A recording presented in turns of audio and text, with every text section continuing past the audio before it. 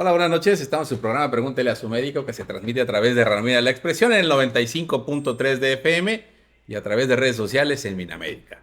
El día de hoy tenemos un programa bastante interesante, un programa de una situación que acontece todos los días. Vamos a hablar acerca del uso inadecuado, irracional de antibióticos. Desafortunadamente, dicen que el que nada sabe, nada teme. Y esto acontece mucho con los antibióticos. Tenemos desafortunadamente un desconocimiento de la infectología, es decir, de qué antibióticos, de qué medicamentos son los indicados, son los adecuados, y tendemos a pensar que fiebre es sinónimo de una infección bacteriana y tenemos que dar antibióticos. Mucho cuidado con eso.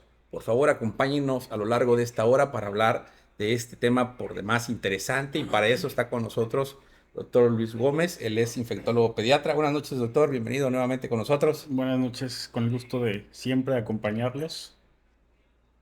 Buenas noches.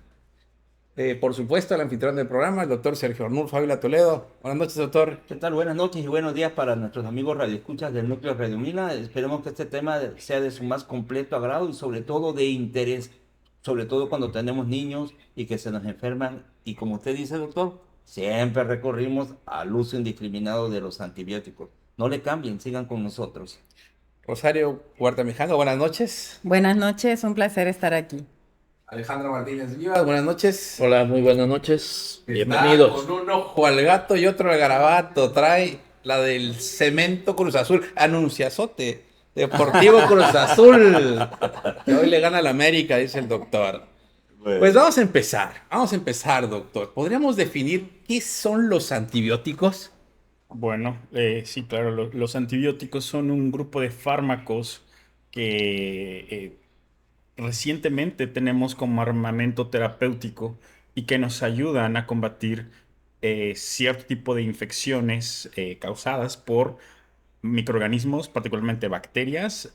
A veces son útiles en algunos contextos también de infecciones fúngicas, ¿no? O Por parasitarias. hongos. Exacto, hongos o parásitos, pero mayormente el espectro es para combatir bacterias. Cuando se habla de un cuadro gripal, que es lo más común en los niños, hay mucha gente que utiliza antibióticos. ¿Eso puede ayudar o puede repercutir al empeoramiento de la enfermedad, doctor? Bueno, tanto en niños como en adultos, la etiología, es decir, la causa de las infecciones respiratorias altas donde entra la gripe, son de etiología viral, o sea, lo causa un virus. Por lo tanto, los antibióticos no tienen utilidad en ese contexto. Se reportan estadísticas o epidemiológicamente alrededor del 90% de estas infecciones van a ser causadas por un virus, por lo tanto, por simples matemáticas, no es adecuado, no es correcto usar un antibiótico debido a que pues, no van a aportar un beneficio a la curación de estas infecciones. Recordemos que las infecciones virales son contenidas por el propio sistema inmune, un sistema inmune robusto, un sistema inmune sano, tiene la capacidad de resolver una infección viral, en el caso de las infecciones de la vía respiratoria alta, en un promedio de 3 a 5, 7 días, con, sin y a pesar de antibióticos. Esto que acaba de decir el doctor es de suma importancia. La estadística. Es decir, el doctor habló del 90%. Digo, hay estadísticas que dicen que hasta el 95%. Y hay estadísticas que hablan que inclusive hasta el 99% de niños menores de 5 años, todos los procesos o la gran mayoría de procesos son virales. Los virus no requieren antibióticos, como bien decía el doctor. Y esto va quizás un poquito más para los compañeros médicos, ¿no? Yo siempre les platico, si desconocemos el punto exacto a la hora de revisar a un paciente y no poder distinguir la diferencia entre una infección bacteriana o viral, cuando vemos la garganta, por ejemplo, ¿no? O la sintomatología, vayamos a la estadística.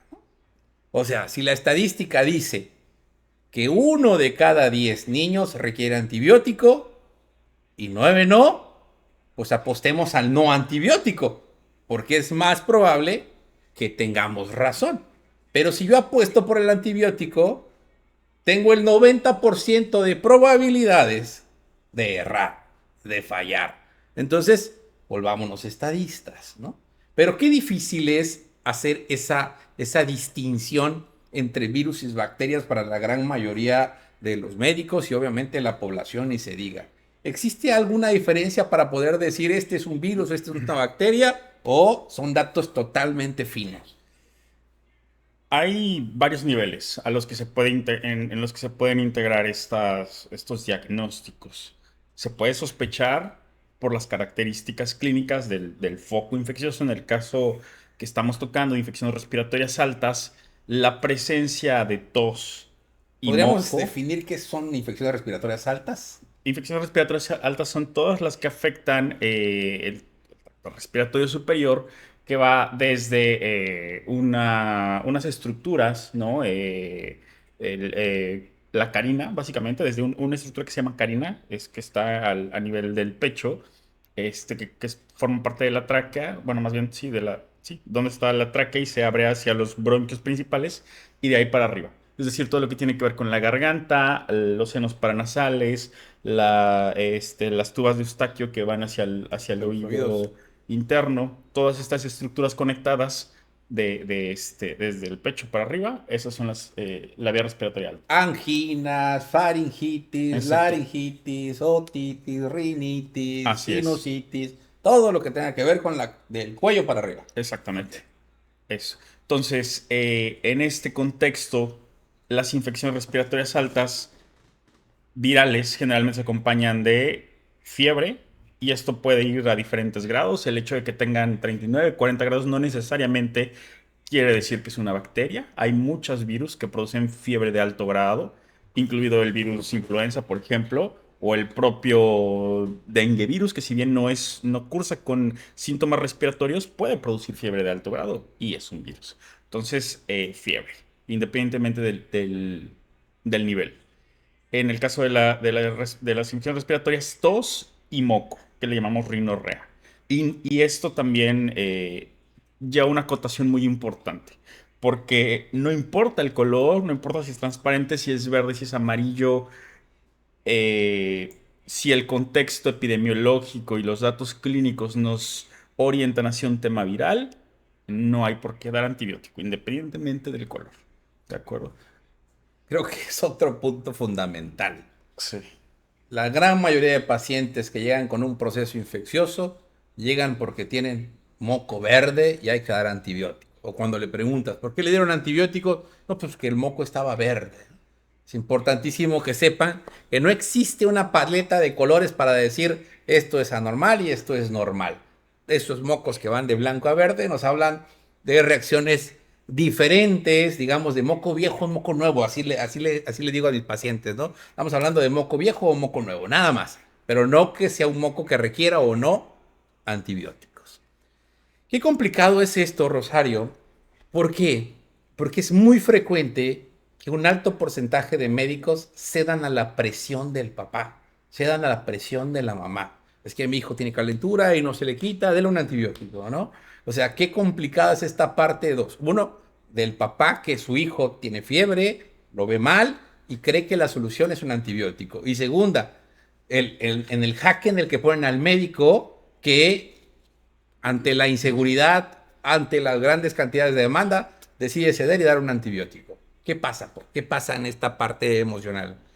Yo creo que dentro de las cuestiones como papás nos suceden, pues es precisamente el miedo de que realmente no se vaya a componer con lo que me estás diciendo, ¿no? Porque normalmente si es viral, pues tratan de calmarnos y esto va a pasar 2, 3 días y y nada más tómese esto, ¿no? A nosotros como papás nos da mucho miedo y por eso ejercemos presión, pero si es un médico seguro y nos explica con toda la tranquilidad y el tiempo que requiere la diferencia de darnos un antibiótico y el daño que le va a hacer al organismo del niño, porque lo que entiendo es que hace daño tomar un antibiótico sin que yo lo deba de consumir, ¿no? O sin que el niño lo deba de consumir. Y digo niño porque como adultos también exigimos el antibiótico cuando nos sentimos mal, no nada más para el hijo, sino también para nosotros. Y hasta lo pedimos, démelo inyectado, ¿no? Porque hasta decimos, pero deme inyecciones para que me componga rápido.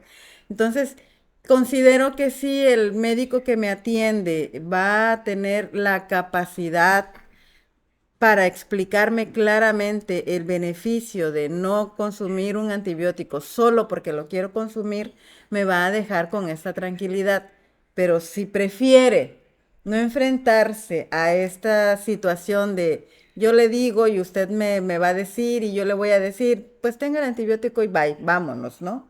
Entonces, considero ¿Qué que crees que sea más inseguridad, miedo o ignorancia?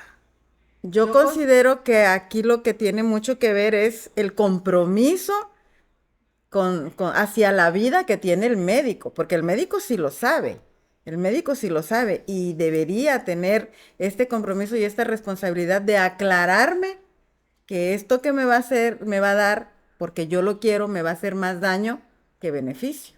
Es el compromiso. No considero que el doctor tenga miedo de explicármelo. Simplemente puede ser incluso que no tenga ni el tiempo, si es una consulta de gubernamental, no sé cómo le llaman, al IMSS, institución pública, a la privada. En la privada se puede demorar un poco más haciéndome las explicaciones, pero a veces en la institución pública van muy rápido, ¿no? Y entonces habemos personas que necesitamos que nos expliquen ampliamente, si no, no estamos conformes. Y entonces puede tener miedo de que vayas y te quejes y hagas todo un escándalo. A lo mejor en eso puede radicar el miedo, pero más que nada es el compromiso. Siento yo que es el compromiso hacia la vida. Mencionó algo muy importante, Rosario, que siempre llega y solicita la gran mayoría de pacientes. ¿Qué tan real es que un medicamento inyectado es mucho más rápido que un medicamento tomado y oral? Eso es cierto, en el sentido de que obviamente se introduce en un tejido, ¿no? Más cercano, más irrigado y de alguna forma va a llegar más rápido a la circulación y por lo tanto a su sitio de acción. Es cierto, sin embargo, repito, es importante contextualizar bien en qué casos estamos haciendo uso de este medicamento. Eh, un poquito para cerrar la idea de la pregunta que estábamos hablando sobre los niveles de integración en los que podemos hacer los diagnósticos. Tenemos el diagnóstico clínico, que es, digamos, el nivel más bajo o con menos precisión, y tenemos el diagnóstico molecular, al que pocas veces accedemos por los altos costos, por la poca disponibilidad en la mayor parte de las unidades, y que tiene que ver con secuenciar el código genético de diferentes grupos de microorganismos, tanto virus como bacterias en el caso de las infecciones respiratorias, y poder con precisión saber cuál es el microorganismo que está causando ese cuadro en ese momento. Sin embargo, repito, costos y disponibilidad son los contras de este diagnóstico de precisión, que con certeza nos podría hacer tomar la mejor decisión de dar o no un tratamiento antibiótico. Nuevamente, conceptualizando o puntualizando en lo que acaba de decir el doctor, es importante que ustedes sepan que independientemente de la vía que demos el medicamento, intravenoso, intramuscular o vía oral, la fiebre normalmente va a tardar 72 horas en promedio o poco más, ¿sí? Independientemente que yo lo he tomado, inyectado o intravenoso. Eso es de suma importancia porque generalmente lo que genera el estrés en los papás es la fiebre. Y si creen que si yo lo inyecto hoy, mañana ya no tiene fiebre. No, los medicamentos tienen ciertos efectos, los antibióticos, bueno, ahorita el doctor lo va a profundizar un poquito más, y podemos medir la respuesta de un antibiótico pasada 72 horas. Y eso lo vemos en los hospitales, por ejemplo. El cambio de antibiótico se hace solo si después de 72 horas no vemos la respuesta adecuada, no antes. Entonces, para fines prácticos, ¿el efecto es mayor? Sí, porque es un medicamento de depósito. El otro depende de si se lo toma, de si se va toda la dosis, si lo tomó correctamente, si la dilución es correcto. Hay una estadística muy importante respecto a antibióticos y es mexicana. La estadística Se analizó instituciones de salud durante X tiempo, no recuerdo los años. Es un estudio bastante viejo sobre el uso de antibióticos. Y decía que, me parece, si no recuerdo mal, que el 70% de los antibióticos habían sido utilizados de manera errónea. El 70%, ¿sí? No sé si 70 o 80%. Pero aquí lo más trágico de esto es que ese 30 o 20% que sí había sido indicado de manera correcta, el 40 o el 50% había sido dado con dosis o frecuencia incorrecta, ¿no? Es decir, que la cantidad de antibióticos dados de manera adecuada era menos del 3 al 5%. A lo que dice el doctor Castañón, esa mala dosis puede llegar a formarse una resistencia bacteriana. Mm, Más que la dosis, es el contexto inapropiado y es la frecuencia eh, también inapropiada. Es decir, ejemplo, tengo un bebecito de 2, 3 meses que, bueno, desafortunadamente tiene un pediatra, un médico general de cabecera, que cada que va por una tos, porque además va a guardería el niño, entonces tiene derecho a enfermarse una vez por mes, 12 veces al año. Y entonces cada mes tiene tos, cada mes tiene moco, cada mes recibe antibióticos, cada mes recibe uno más fuerte porque yo ya le di el mes pasado entonces le voy a ir subiendo porque pues me explico, o sea, a veces la lógica no está fundamental, o sea, No está tan lógica. la lógica no está tan lógica, pero hay médicos que piensan así, ¿no? Claro. Ya le di ese, no, yo creo que ya no le Mejor va a uno más hacer, fuerte. mejor uno más fuerte, ¿no? Y ahora inyectado, porque Claro. la mamá ya me está diciendo que por qué se enferma tanto, mano, pues porque es un niño de guardería y los virus están circulando en estos niños constantemente. Entonces es el adeno, el metaneumovirus, el parainfluenza, todos los que ustedes quieran. Y así, y de estos hay cepas. Claro. Entonces, por supuesto que se va a seguir enfermando de infecciones virales. Pero bueno, si este médico no tiene este conocimiento, entonces va a estar por frecuencia abusando. Por espectro o por potencia, digamos, antimicrobiana, por espectro de cobertura, abusando. Ya no se diga si está dando mal la dosis, porque entonces, pues bueno, ya tenemos ahora sí que el círculo completo de la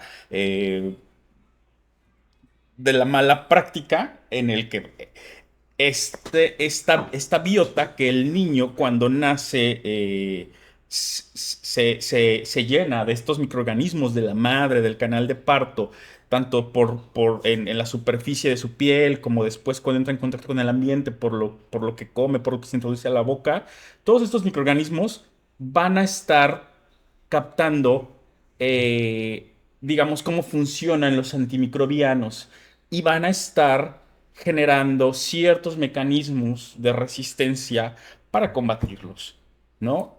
De entrada, por la propia exposición. Y esto se llama presión de selección, ¿no? Uno como médico, al estar presionando tanto a esta biota, facilita que se generen mecanismos de resistencia.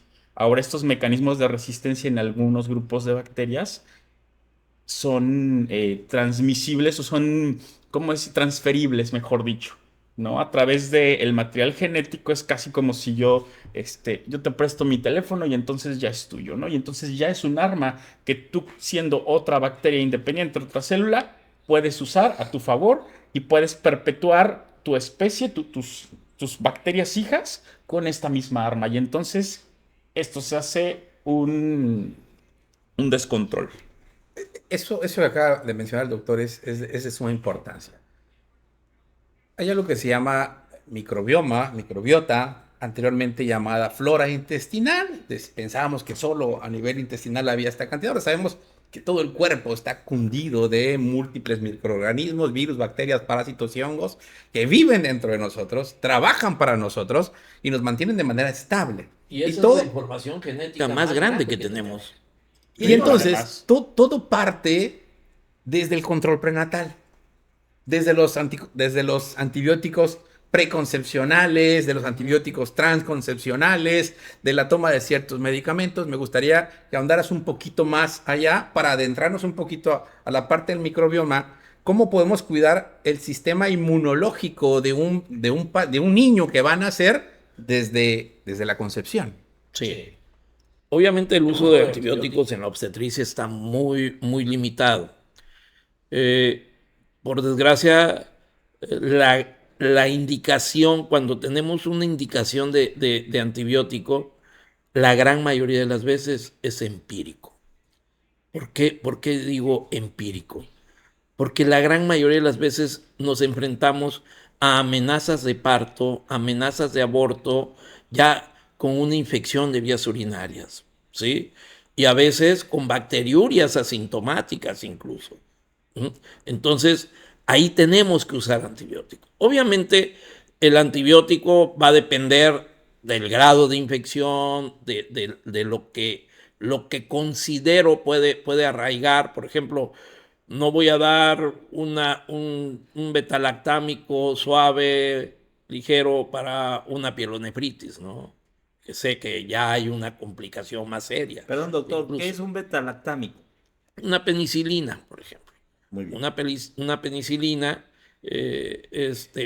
para una pielonefritis, que ya es una infección mucho más importante a nivel de riñón, pues ya una infección a nivel de riñón y que ya requiere un manejo incluso parenteral, ¿no? O sea, ya un manejo ya intravenoso o intramuscular. ¿Por qué? Bueno, por la rapidez, por la posología que se maneja más adecuadamente, o sea, la dosis pues que se puede administrar y la severidad de la infección. Obviamente todo esto, el manejo continuo del antibiótico limita también al bebé, ¿sí? Y lo expone. ¿Lo expone en qué manera? Cuando yo manejo un antibiótico, debo de tener en cuenta que también llega al bebé, ¿sí? Y que también tiene repercusiones en él. Por eso, siempre que manejamos, en este caso, no nada más pienso en mamá, sino también en el bebé, las repercusiones que puede. Hay antibióticos que no se pueden otorgar en el embarazo porque tienen repercusiones muy importantes. Por ejemplo, cloranfenicol, ¿sí? El cloranfenicol está prohibido en el embarazo. Las tetraciclinas también están prohibidas en el embarazo. Entonces, regularmente siempre tenemos que tener en mente esto. Pero aparte de que poder crear algún daño en el bebé, hay cambios importantes en la flora, en esta flora que precisamente es esencial en los primeros días del nacimiento. Si yo tengo una mujer que le estoy dando continuamente antibióticos, estoy eliminando las defensas y lo que necesita el bebé de ella para enfrentar este medio exterior, que precisamente es parte de la microbiota, ¿verdad? Porque la adquiere en gran porcentaje de mamá. Diferencias. Nacimiento por parto versus cesárea con el sistema de defensa. Sí, claro. En el parto el bebé adquiere una flora tremenda, ¿sí? En el canal del parto, el bebé va adquiriendo por deglución, por todo este mecanismo que se genera, va adquiriendo flora materna que le va a ayudar y va a ir generando una fermentación en todos los jugos, en todo lo que este bebé va a empezar a comer, a generar y va a empezar a fermentar todo esto de la mejor manera. En la cesárea es más limitado. En la cesárea lo adquiere cuando empieza el contacto piel a piel. Por eso es primordial el contacto piel a piel. ¿Por qué? Porque es ahí donde el bebé va a empezar a adquirir esta microbiota tan necesaria en él. ¿Sí? Existe definitivamente un abismo de diferencia entre nacer por parto y cesárea. Cuando nacemos por parto, el bebé va comiendo, ¿se acuerdan del juego de Pac-Man? Siempre les explico a los papás. Va comiendo bacterias por todo el canal vaginal y la región perianal. Así es. No es casualidad que nacemos viendo hacia la región anal. ¿Sí? Parte de las bacterias que existen ahí son consumidas por el bebé. Y más allá de generar un proceso infeccioso, incrementan el sistema inmunológico. Es su Claro. primer mecanismo de defensa. Hagamos de cuenta que son como unas vacunas para el bebé. Son múltiples vacunas, muchísimas vacunas al mismo tiempo. Cuando nacemos por cesárea no tenemos esta oportunidad de deglutir todas estas bacterias y esas bacterias van a generar un cambio abismal. En la actualidad hablamos de microbioma, ¿sí? No solo como beneficio, porque antes decíamos para la flora intestinal, ¿no? Para que por si tengo diarreas crónicas o algo. No, en la actualidad hablamos del microbioma para Alzheimer, cáncer, leucemias, linfomas, diabetes, hipertensión, obesidad, depresión. O sea, funciones todo, endocrinológicas. todo tiene que ver con mi cerebro intestinal. Actualmente sabemos que tenemos un cerebro intestinal información que con tengo toda ahí. esa información que está en mi intestino, ¿sí? Que es un cerebro y es parte primordial del sistema inmunológico. De ahí la importancia de el manejo de antibióticos, ¿no? Claro, porque si yo genero una alteración arbitrariamente, ¿no? Aunque tenga las mejores intenciones, por desconocimiento, por lo que sea, si yo empiezo a modificar esa biota, ese microambiente, entonces lo que voy a hacer es generar algo que se llama disbiosis, ¿no? Entonces está todo esto ya alterado y ya no me puede proteger y ya no puede hacer las funciones que menciona el doctor de la manera tan eficaz y efectiva como idealmente debería hacerlas. Y entonces tenemos pues estas alteraciones, ¿no? A nivel de producción de ciertos neurotransmisores, porque parte de la serotonina se sintetiza en el intestino, ¿no? De absorción de ciertos nutrientes, en fin, un sinfín de alteraciones a varios niveles, incluida la adquisición de estos mecanismos de resistencia. Porque es importante además que esta biota no tenga mecanismos de resistencia o no esté alterado y esté en el justo equilibrio, ¿no? O lo más cercano al justo equilibrio, de acuerdo a nuestro contexto de nacimiento, porque hay situaciones en las que esta biota puede escapar hacia afuera del intestino, en el caso de la biota intestinal, y llegar a la sangre. Ejemplo, una apendicitis, ¿no? Que es donde la inflamación de esta estructura del apéndice a veces llega a perforarlo y salen estas bacterias y salen a la sangre. Entonces, ¿qué pasa si una de estas bacterias o un grupo de bacterias tienen mecanismos de resistencia? Pues entonces vamos a tener un problema serio de una contaminación masiva del organismo, ¿no? Que se llama sepsis y que puede llevar a la muerte, ¿no? Puede llevar a un estado de choque séptico y después la muerte. Y es muy complicado que un antimicrobiano, dependiendo del tipo de resistencia, en esos casos sea efectivo o sea tan efectivo como si no tuviera resistencias. Algo que es muy importante de lo que estamos platicando acerca del microbioma es que debemos de saber que tenemos bacterias en todo el cuerpo. Completamente. Luego entonces, No tenemos... todas son dañinas. Eso es de suma importancia recalcarlo, porque desafortunadamente seguimos pidiendo una gama amplia de estudios de laboratorio. Por ejemplo, hemos tenido ya la discusión de las guarderías, por ejemplo, que es obligatorio que le tomen un exudado faríngeo. Y salió que tiene bacteria perengana de tal. Entonces requiere antibiótico porque no puede entrar porque va a contagiar a todos los niños. Es normal. ¡Ah, caray! En la actualidad, eso se considera completamente normal. Desafortunadamente, nuestras guías clínicas tienen un atraso bastante importante. Y ni se diga las guías de guarderías, de institutos de controles del niño sano en, en los institutos de seguridad social, ¿sí? Que tenemos un atraso importantísimo, ¿no? Entonces, aquí me gustaría que nos expresara el por qué, si yo le tomo un exudado a un paciente, pues no necesariamente requiere antibiótico. ¿Y por qué si tomo también un cultivo de orina? Ahí sí yo tendría, de acuerdo a los resultados, si dar o no dar un antibiótico. O si hago un cultivo de alguna otra parte del cuerpo, por ejemplo, un coprocultivo, un cultivo de la popó, y dependiendo del resultado, sí puedo dar antibióticos y no. ¿De qué depende?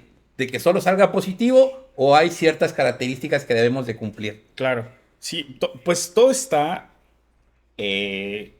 con base en el contexto, en el que lo hagamos, en el conocimiento de qué líquidos o qué tejidos son estériles y qué otros sitios tienen cierta carga bacteriana y qué grupos de bacterias habitan, tienen su nicho ecológico en esas áreas del cuerpo.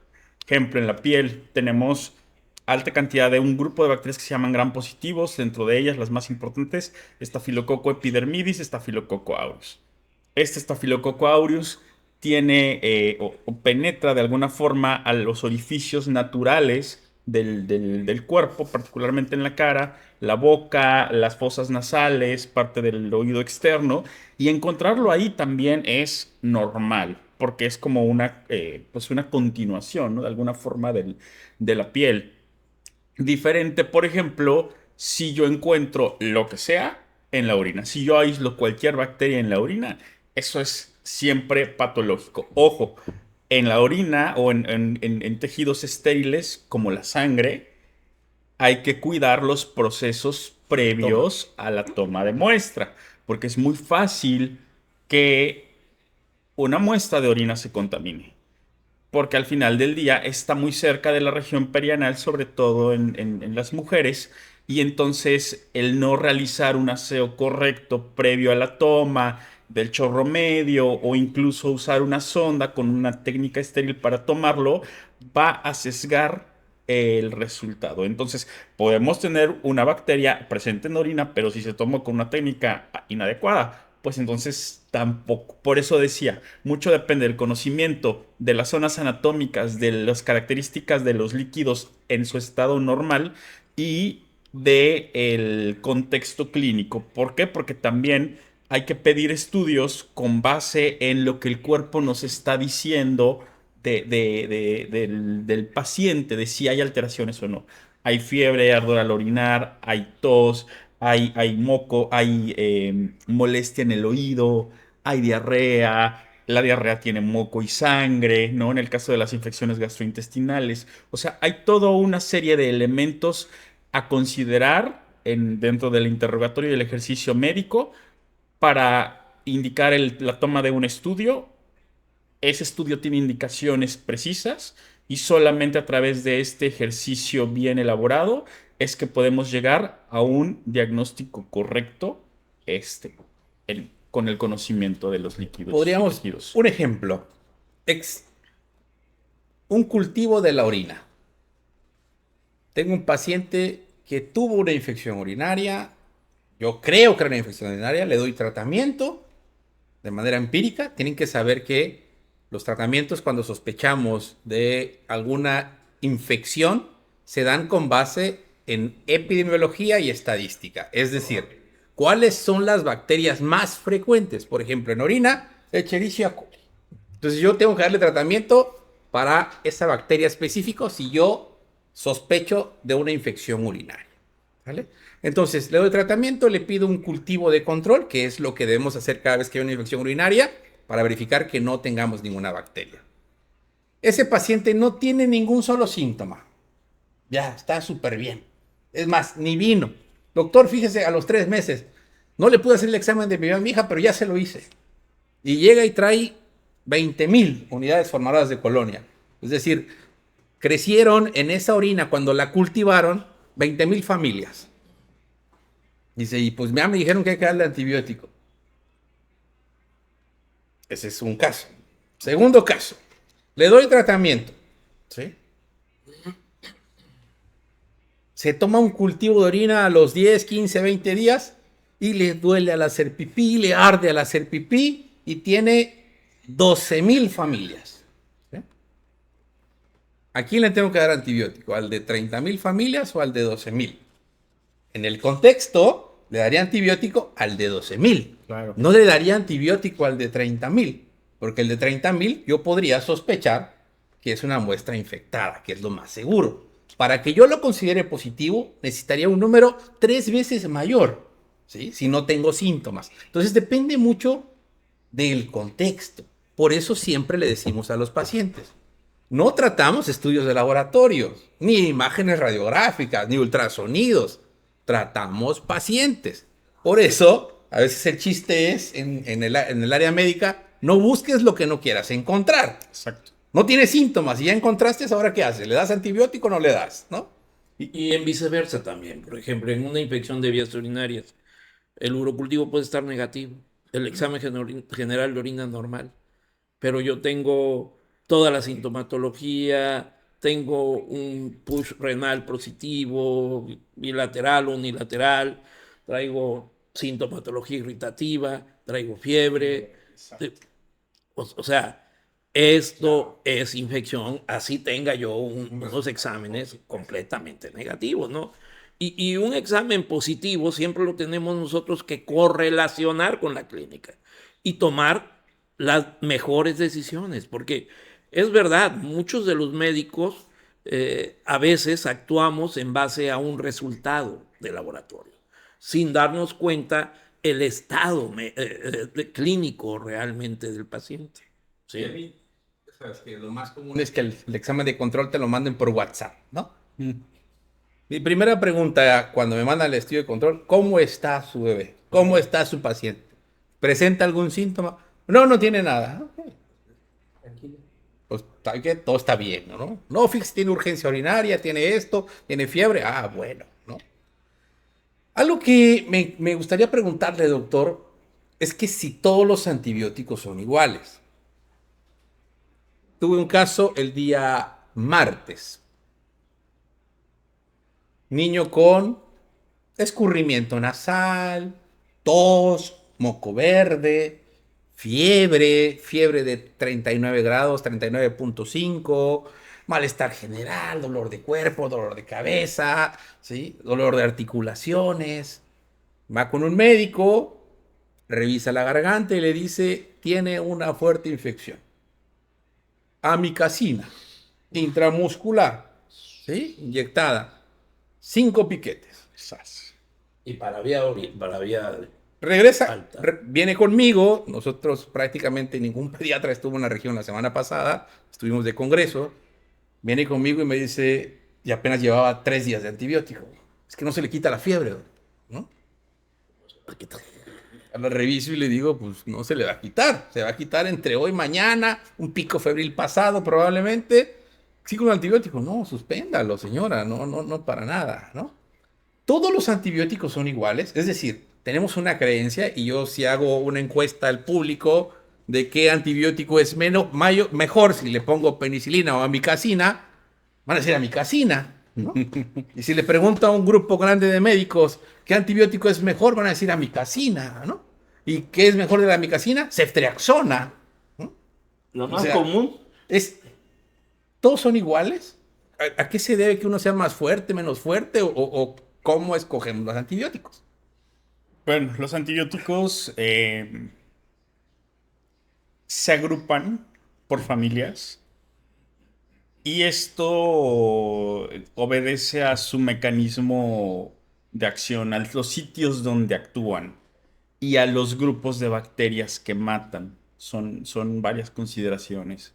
Entonces, eso es importante porque obviamente en este ejemplo, donde estamos usando en el caso particular de la micacina, se llaman aminoglucósidos, un aminoglucósido que generalmente cubre un espectro amplio de bacilos gram negativos, es decir, bacterias que viven en el intestino, eh, pues a todas luces no tiene ningún sentido.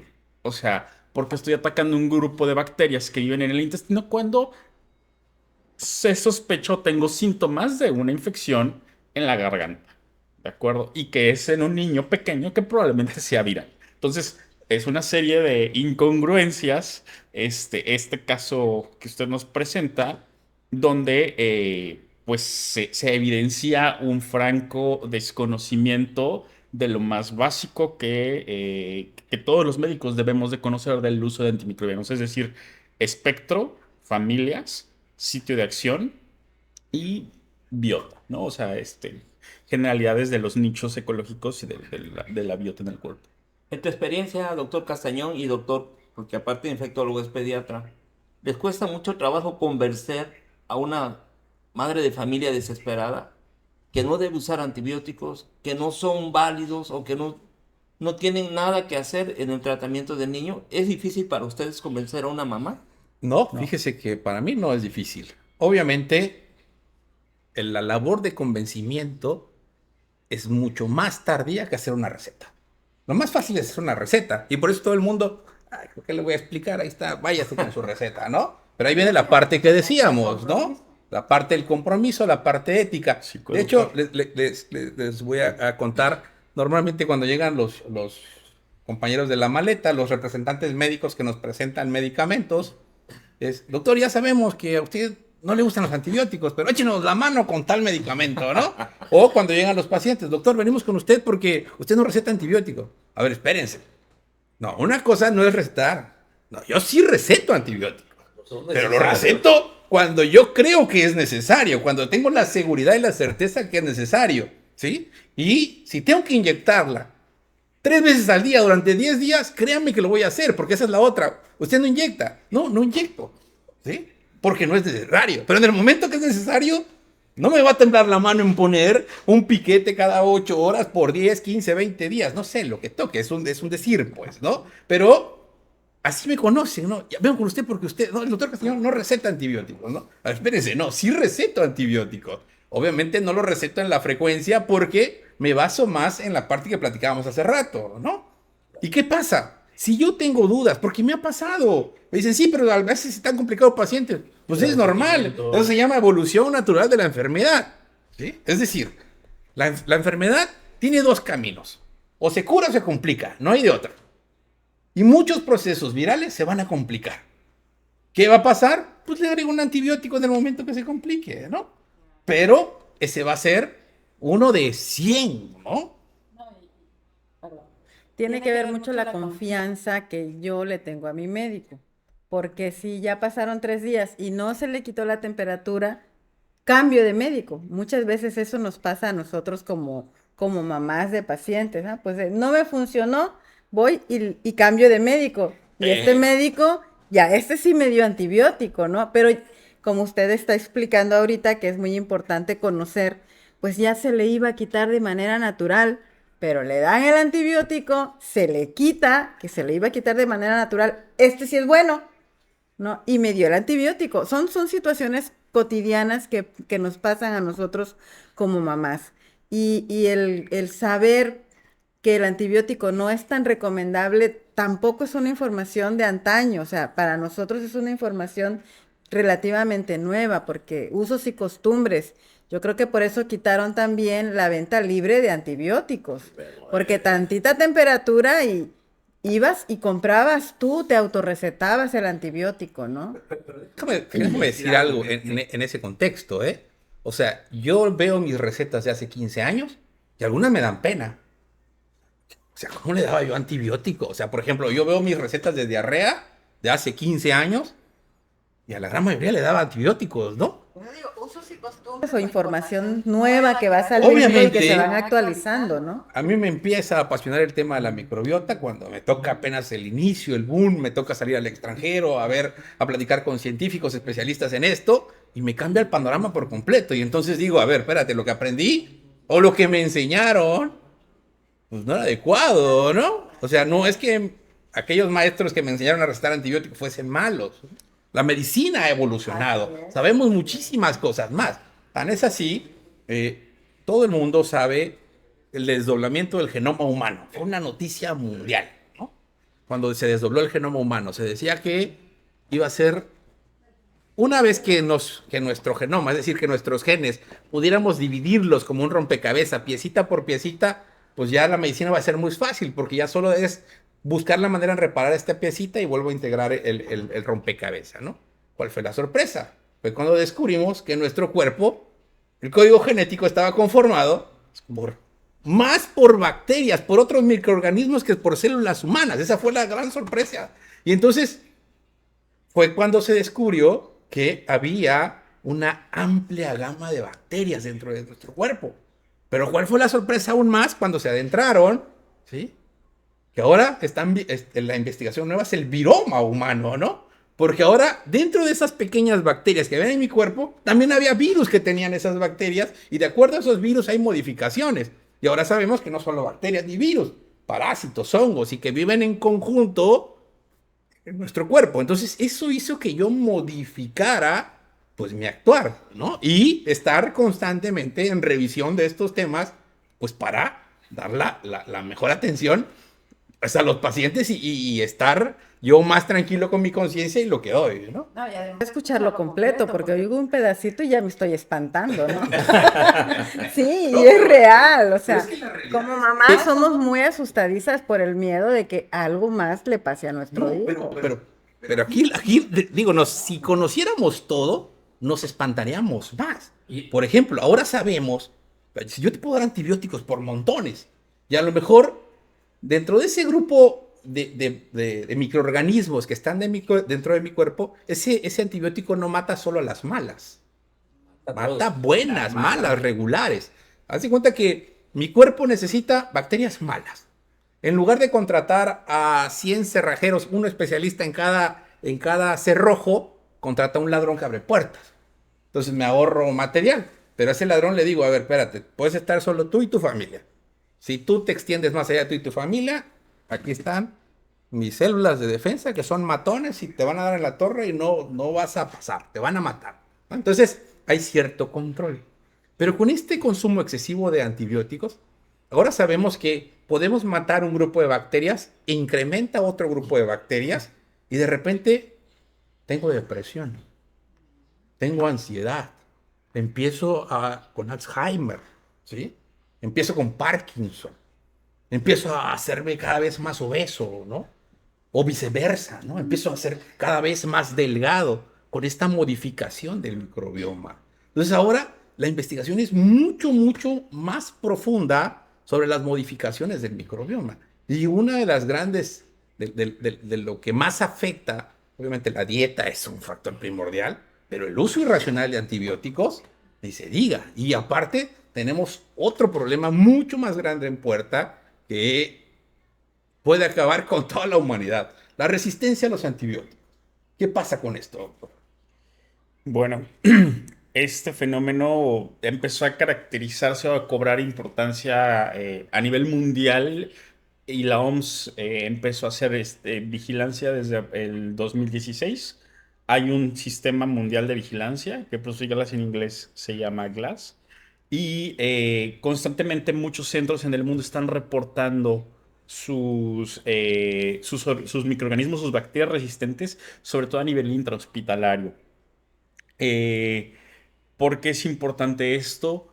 Porque se pronostica con estas estadísticas recopiladas de todos de estos centros de investigación, o eso se pronosticaba antes de COVID-19, que en 2050 íbamos a llegar a algo que se llama la era postantibiótica, donde la mayor carga de morbimortalidad, es decir, de lo que nos íbamos a enfermar y morir, más que de diabetes, cáncer, accidentes de auto, problemas, depresión, ansiedad, suicidios, todos estos problemas que en este momento están siendo problemas de salud importantes.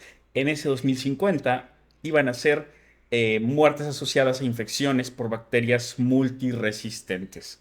Sin embargo, cuando viene la pandemia de COVID en 2020, perdón, O 19, 19. Fue en diciembre. Fue en fue en diciembre inició, diciembre del pero en enero 19, empezó la estadística. en México. Ajá, sí, Así bueno, es.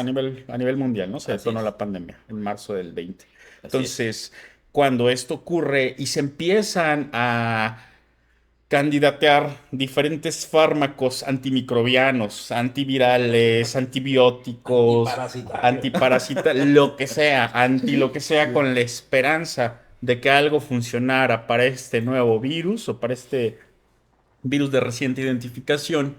eh, Esta era postantibiótica o sí, se adelantó porque se empezaron a generar estos mecanismos de resistencia por el uso indiscriminado de antibióticos, ¿no? Que ahora sabemos que fue un gran error. Entonces, se pronostica que probablemente esta era se haya adelantado a 2030, 2035. Realmente no tenemos certeza, pero sí tenemos un enorme reto en puerta que va a ser tratar a estas nuevas bacterias, porque además la investigación para la generación de nuevos antibióticos no va a la par con las resistencias o la tasa de resistencias que se están generando actualmente por este uso indiscriminado y el contexto histórico epidemiológico de la pandemia por SARS-CoV-2.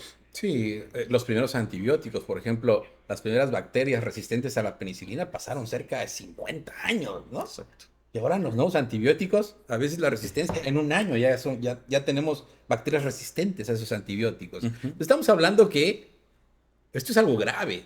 O sea, el pedir antibióticos por una gripa o dar antibióticos por una gripa, cuando sabemos que es totalmente viral, va a ocasionar que el día de mañana unas simples anginas pues, nos puedan matar.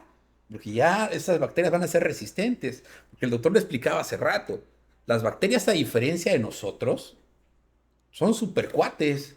¿Sí? Aquí si yo descubro ahorita la cura contra el cáncer, pues con el mejor postor, con un laboratorio para que me pague, digamos, el medicamento y costeemos y yo gane un poco de dinero, ¿no?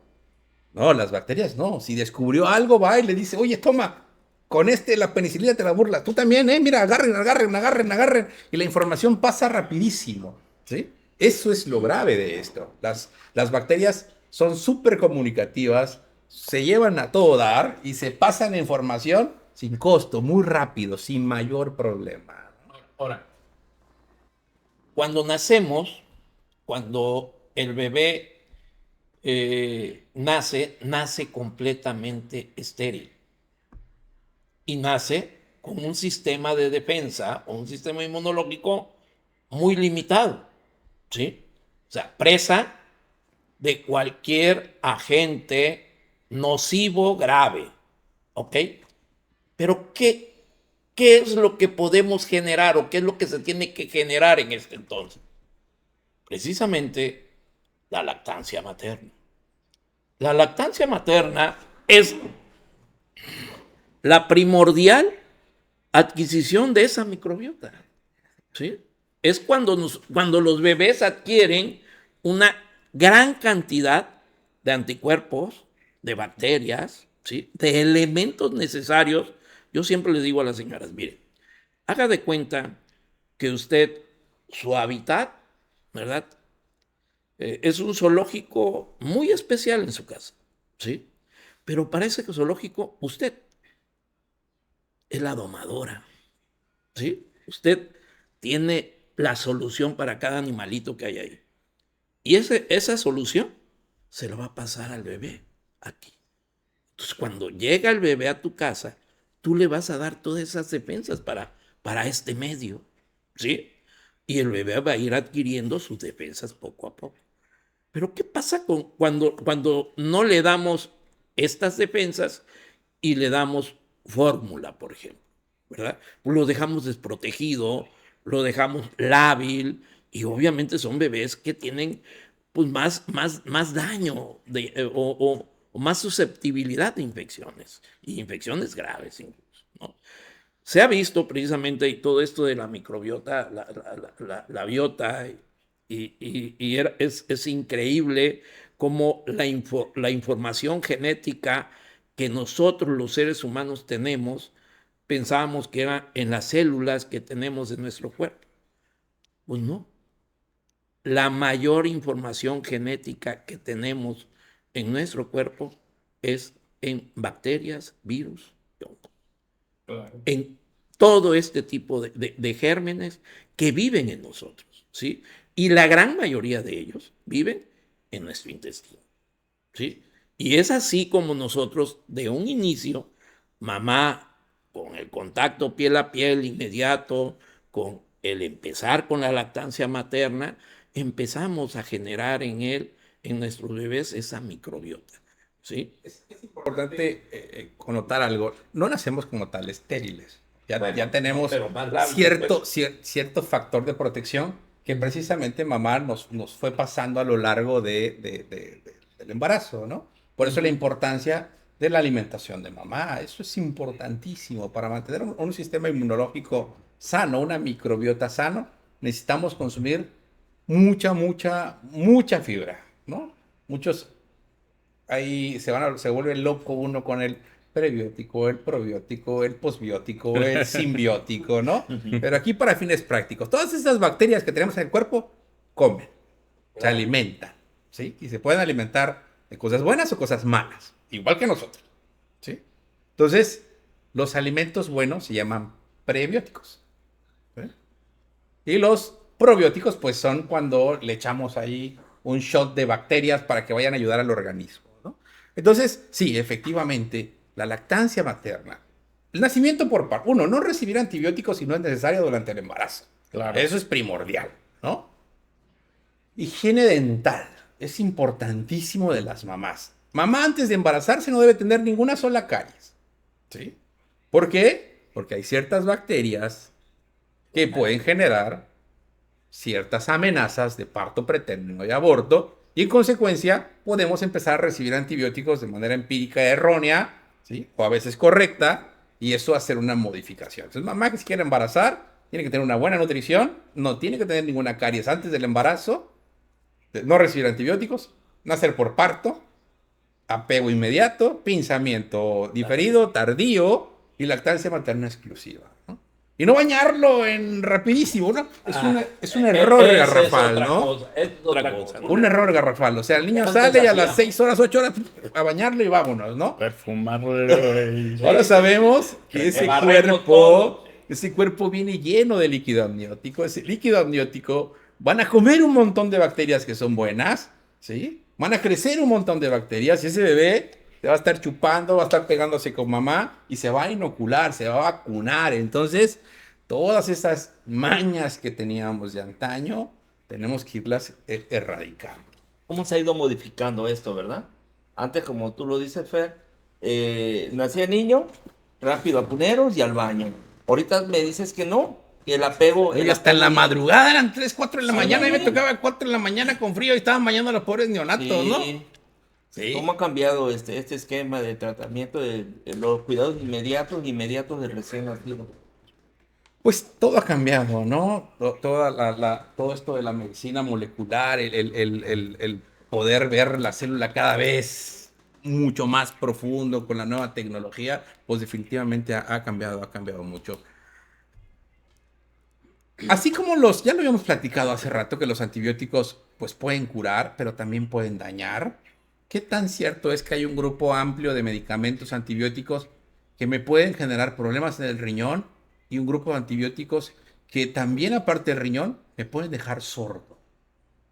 Totalmente cierto. Digo, obviamente hay grupos más susceptibles, ¿no? O hay condiciones, ¿no? Si ya tenemos una lesión previa a nivel renal, a nivel óptico, ¿no? Ciertas condiciones de salud, pues bueno, el antibiótico llega a dar ahora sí que el empujoncito final, pero sí los aminoglucósidos tradicionalmente se asocian con alteraciones a estos dos niveles, ¿no? Tanto, y se llama así, otoxicidad y nefrotoxicidad.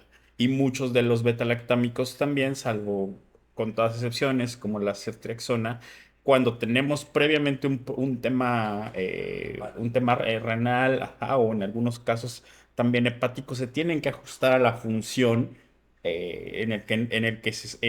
la función actual en la que se están indicando del riñón o del hígado para que no sigan perpetuando ese daño. Sí, desafortunadamente yo creo que a más de uno nos ha tocado el chavito que llega por una gripa, le ponen su amicacina, ¿por qué no? Y de repente, újole, no escucha, ¿no? ¿Sí? Yo tengo apenas un muchachito que afortunadamente fue transitorio. El problema fue transitorio. O sea, está recuperando la audición. ¿Qué tanto la va a recuperar? ¿Quién sabe? ¿Y qué fue?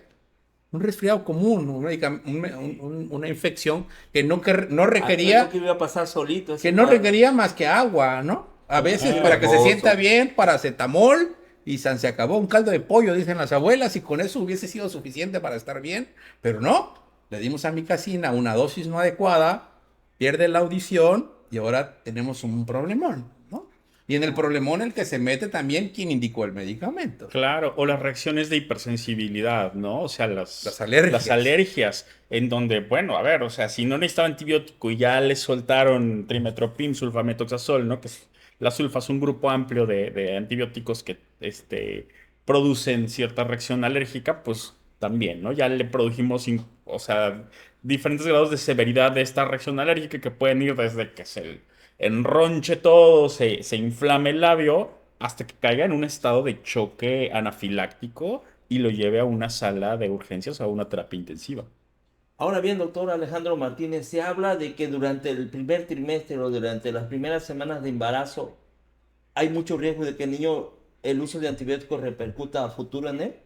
Claro, la organogénesis, o sea, cuando nosotros realmente nos formamos, es entre la segunda y la octava semana de gestación. Ahí ni vitaminas es necesario, ¿sí? Es bien sabido, por ejemplo, y la gran mayoría de los médicos, pues, está embarazada, dale vitaminas, ¿verdad? Pues ni las vitaminas son necesarias en este periodo. Regularmente las vitaminas se dan en el segundo o tercer trimestre, ¿sí? Pero el dar un antibiótico obviamente también tiene un riesgo.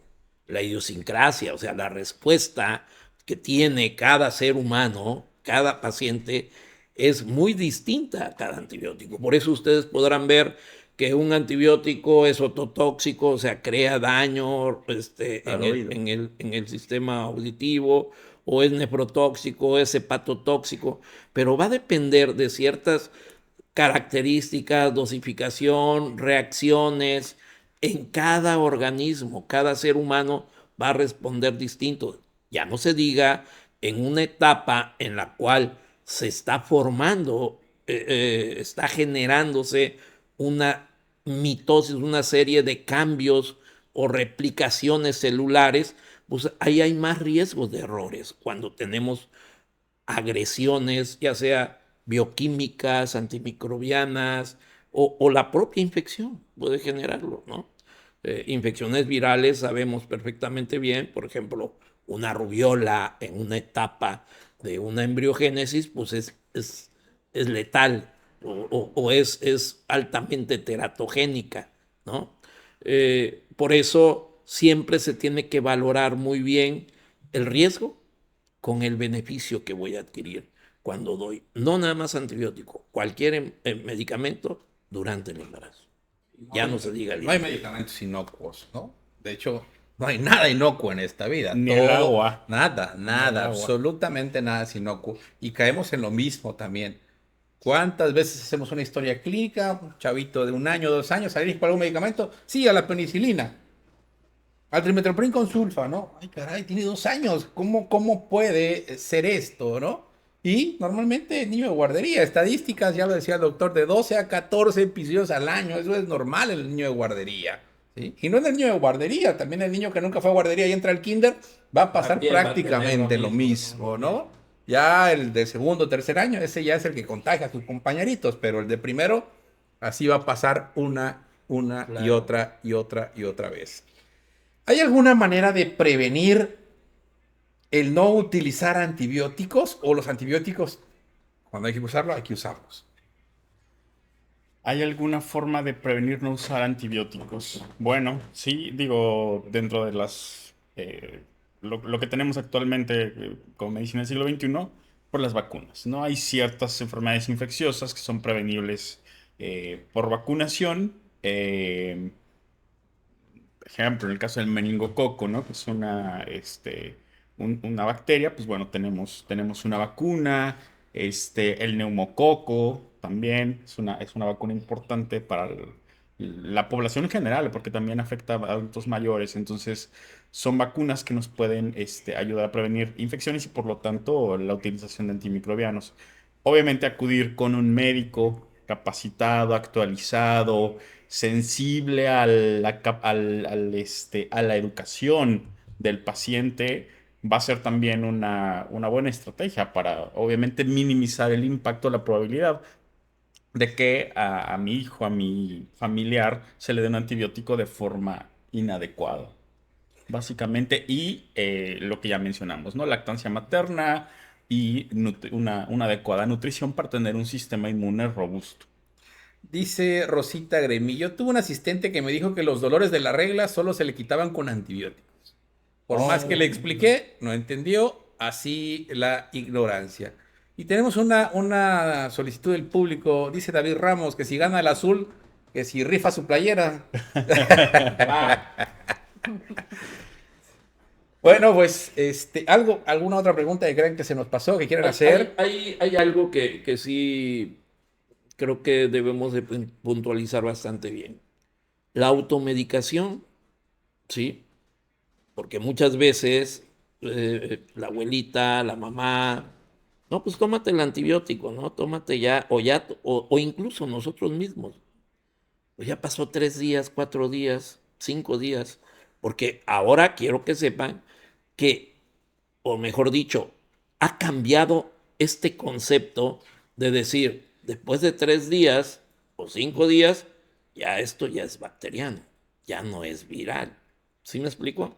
Y ahora resulta que las infecciones virales, pues ahora duran hasta 7 días, 14 días, ¿no? O sea, lo que sí tenemos que tener muy en claro es que sí tienes que tener una vigilancia, ¿no? Claro. Y que estar alerta porque sí probablemente lo vayas a ocupar, pero que de primera instancia las infecciones, al menos respiratorias, la gran mayoría son virales.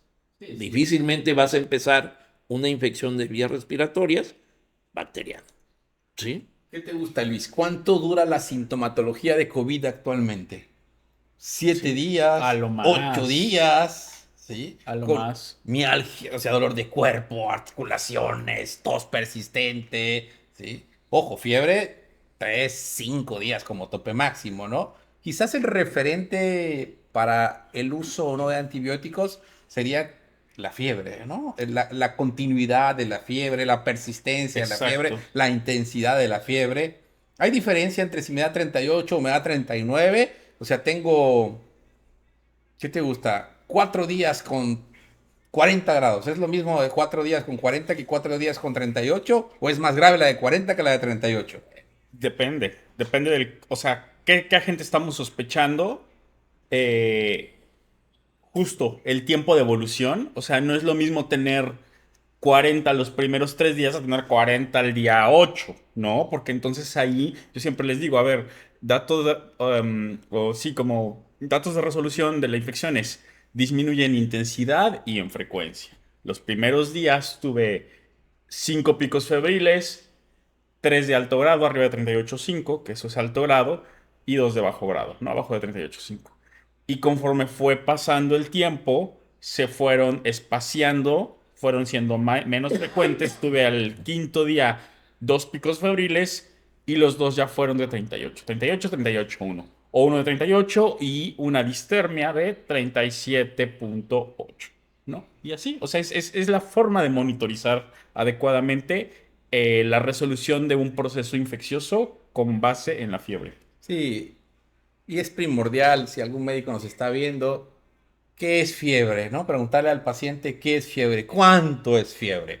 Es que mi bebé tiene 5 días con fiebre, antibiótico, ¿no? Y cuando le preguntas, ¿cuánto tuve de fiebre? No, pues 37, ¿no? Espérese, o sea, no es fiebre. No, o a ver, me pasó.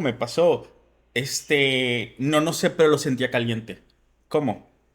No tengo termómetro, pero lleva 5 días con fiebre. Yo lo siento caliente. Señora, la fiebre es, o sea, sí, ojo, si hay estudios Sí, que, lo que, hemos comentado. que equiparan un poquito el. El dedómetro con el termómetro. Exacto, pero estrictamente para documentar la fiebre necesitamos el instrumento de Termómetro. medición. Claro. Sí. Y yo creo que algo de lo que debemos de aprender las mamás o los familiares que tenemos pacientes, pues es que debemos de llevar una bitácora, ¿no? Debemos de ir anotando. Claro. Yo considero que cuando vamos al médico y nos preguntan, también ustedes necesitan tener datos más certeros, porque luego, pues es que no sé, empezó hace como 3 días, no me acuerdo si 3 o 4, ¿no? No me acuerdo bien con cuánto empezó, con cuánto sigue, cuántas veces le tomamos la temperatura, o sea, no tenemos esta costumbre tal vez de hacer una bitácora cada que alguien se enferma en casa y es muy recomendable hacerlo para tener datos más certeros.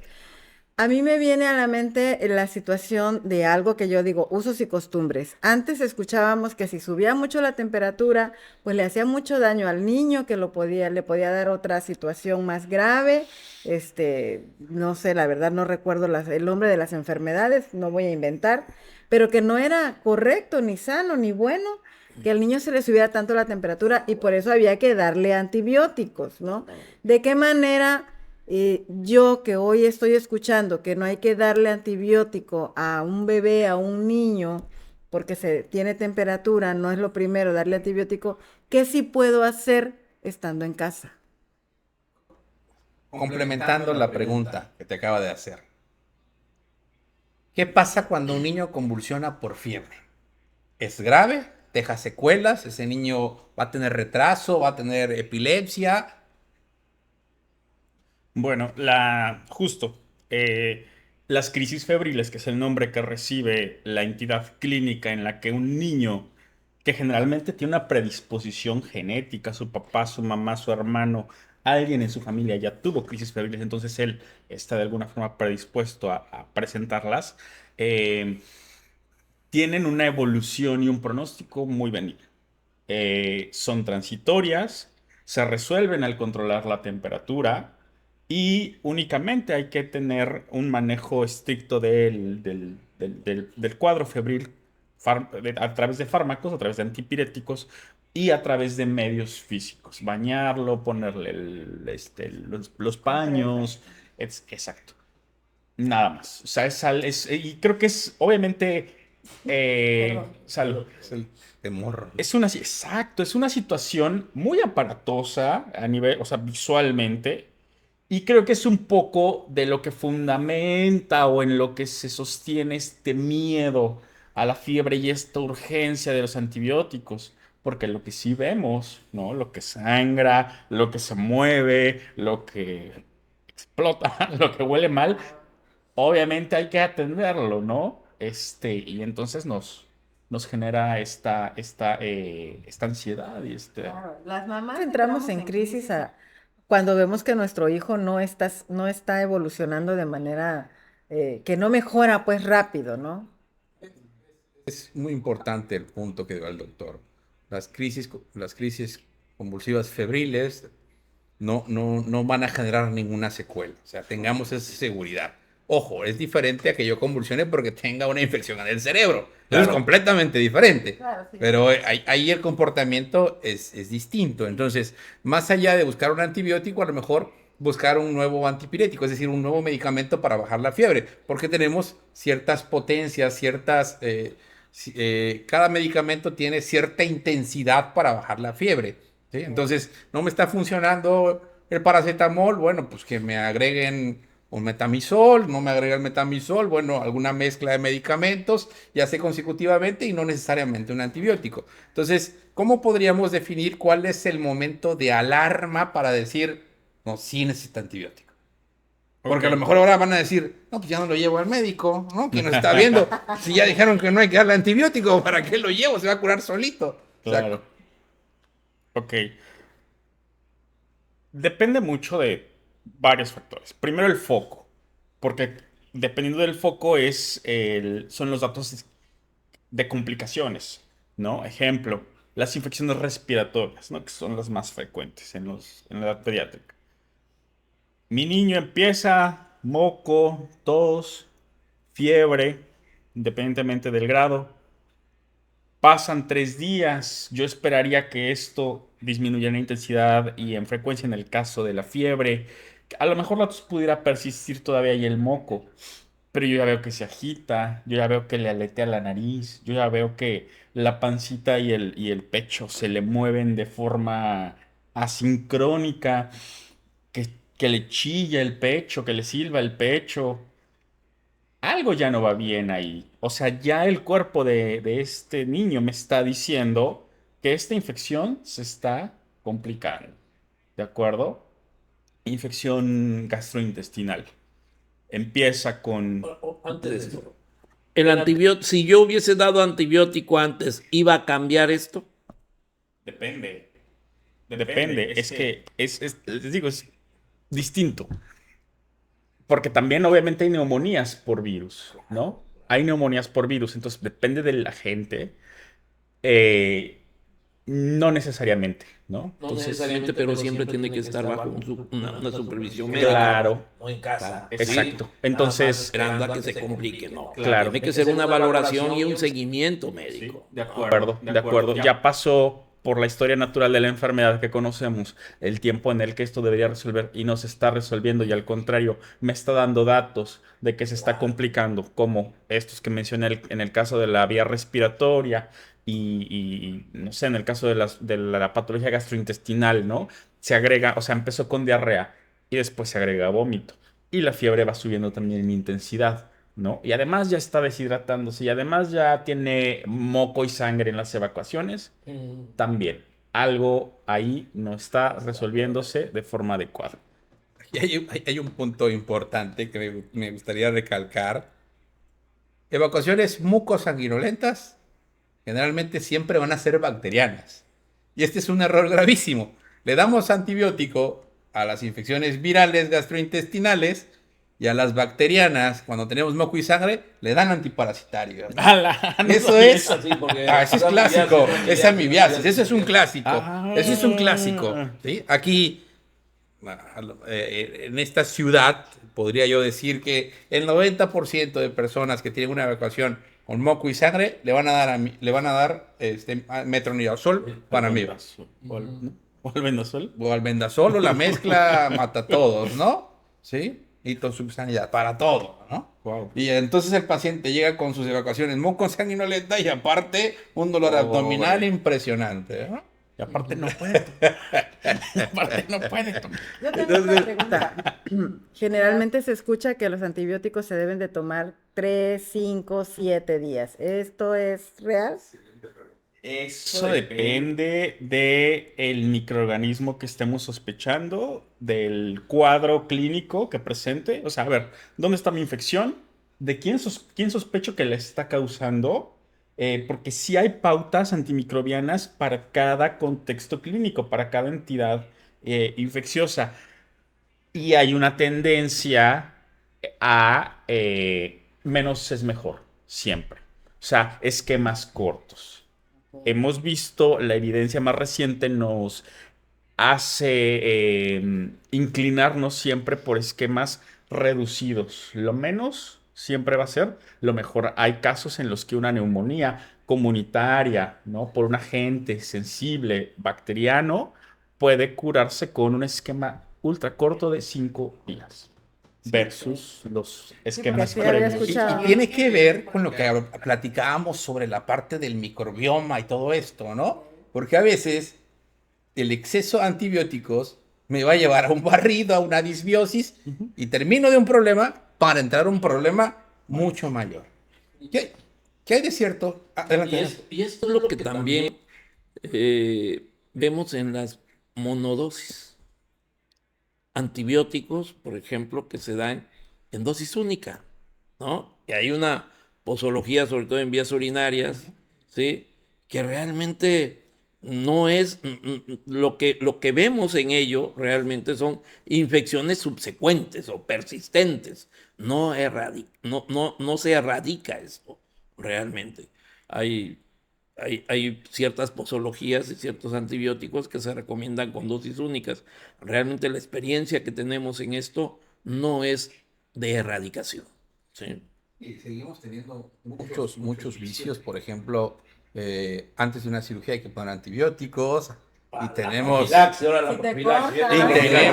y tenemos esas profilaxis de 5 días, 7 días, ¿no? Fracturas cerradas. Fracturas cerradas. Traumatismos craneoencefálicos. O sea, me caí del camión, me caí de la bici, llego, lo primero que hacen en donde sea que lleguen, la mayor parte de los casos, antibiótico.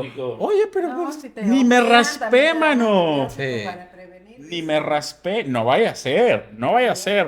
Y no cualquiera, ceftriaxona. Sí, para que Y de funcione. ahí para... Sí. Algo importante, ya para terminar, ya nos estamos prolongando mucho y el doctor ya me ve con cara de... "Oh". Tenemos una gran cantidad de la población que dice que no puedes comer carne de cerdo si estás tomando antibióticos, No puedes comer pescado si estás tomando antibióticos. Chile, no si estás tomando antibióticos.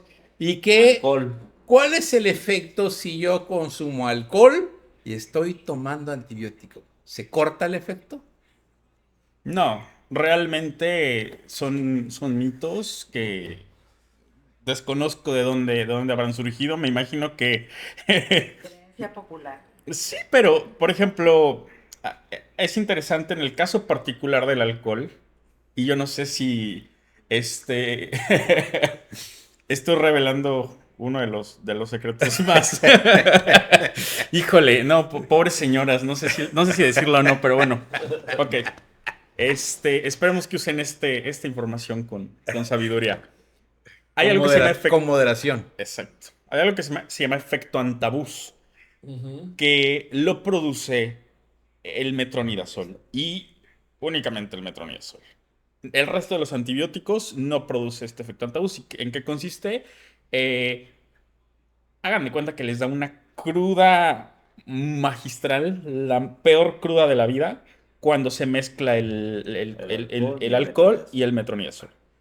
Es el único contexto en el que está, pues, de alguna forma restringido, contraindicado el mezclado. Fuera de eso, pueden tomar alcohol con cualquier otro antibiótico. Digo, pues, De hecho, dentro de lo razonable y... de hecho, no sé si te acuerdas que una de las indicaciones de la vacuna Sputnik en Rusia y en algunos países era que no podían tomar X tiempo, ¿no? Entonces esa noticia se regó. Andaban que si era verdad, si se podía tomar o no. Digo, los que estamos de este lado y que Se de dijo en repente todas las vacunas aquí en México, con el creo. estrés de... La realidad es que en COVID el nivel de consumo de alcohol en los médicos se triplicó. Claro. Triplicó. ¿No? Obviamente en tu casa, viendo defunciones, compañeros enfermos, pensando en que te tocaba a ti, pues el alcohol era una manera muy fácil de bajar esa carga, ¿no? No podías ir ni con el psicólogo, no podías ir a ningún lado, estás encerrado en tu casa, del hospital a tu casa, y todo el mundo que trabajaba en un hospital, pues te veían como bicho raro, cualquier médico era un bicho raro, nadie quería tener contacto, ¿no? Y uno tampoco quería visitar a la familia porque teníamos un desconocimiento. Entonces viene Sputnik y dice que en Rusia que se prohibió beber de tal fecha a tal fecha, ¿no? Y me dicen, oye, que no, no es cierto, ya porque son borrachos y ya no quieren que tomen, o sea, ya en otra cosa. No, la realidad es que no pasa absolutamente nada, ¿no? Y es el clásico de la pregunta en la familia. Ahí está el doctor, pregúntale, oye, ¿puedo tomar? Tómale. Con moderación, con moderación. Ese sí es buen doctor. Ah, sí, además.